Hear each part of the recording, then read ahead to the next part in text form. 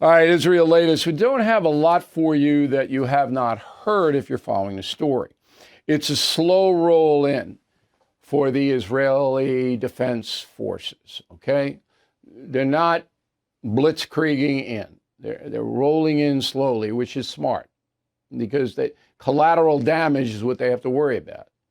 You know, you machine gun down 5 young children, you're hurting yourself. In addition to the dead kids on a humanitarian level. You got to be very, very targeted in this. All right, so that's number one. Number two, the demonstrations around the world have peaked. All right, except in Russia and places like that where they're encouraged. The government encourages them. Putin hates the Jews.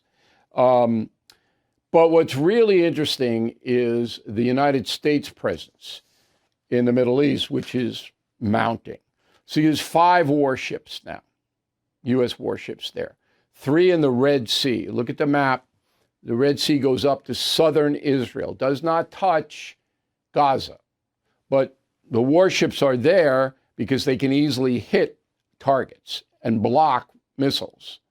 And then there are 2 carriers in the Mediterranean Sea, okay? Dwight D. Eisenhower and another one.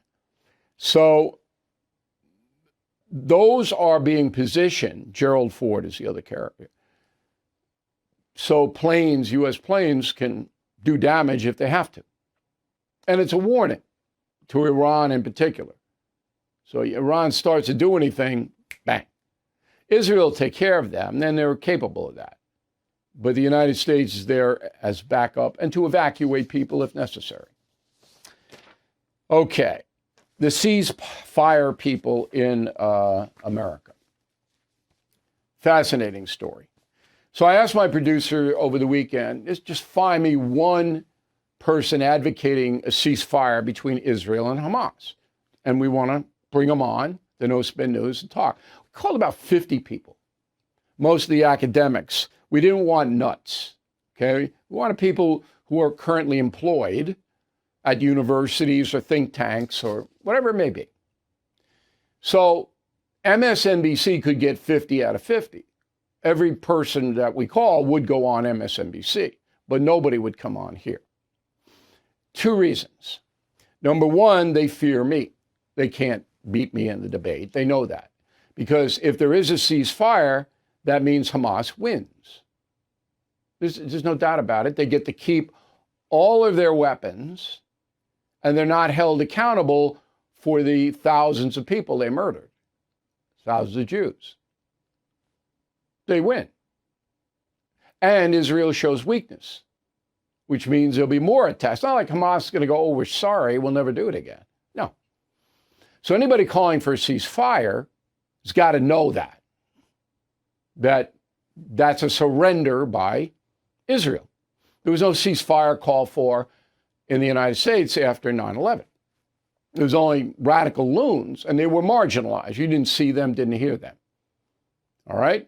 So we continue to this day to dismantle the Islamic Jihad all over the world. You don't hear about it because most of those operations are top secret.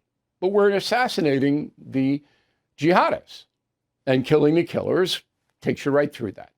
Okay. So I'll just give you 2 examples. I got all the names who turned us down. It's amazing. David Sheffer, all right, senior fellow at the Council on Foreign Relations. So he's called for a ceasefire. All right, this CFR is a pretty big organization in America. Now you figure David, if he really believed the ceasefire, would come on and defend it to people who are skeptical of it, like me, right? Try to persuade me, try to give me facts. No, he won't. He's afraid. He's a coward. I'm going to use that word. He's a coward. And then we called Rashid Khalidi, a Palestinian American who works as a historian at Columbia University. So Miss Khalidi, she's a Palestinian.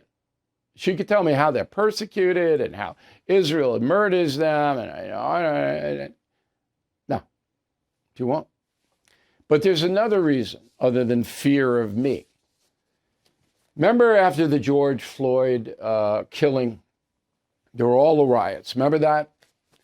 And there were millions of Americans defending the riots. Remember the CNN correspondent standing in front of the fire, the building on fire, saying, oh, the demonstration is largely peaceful. It's like, okay. There, you could justify the rioting and not pay a price. And people did every day.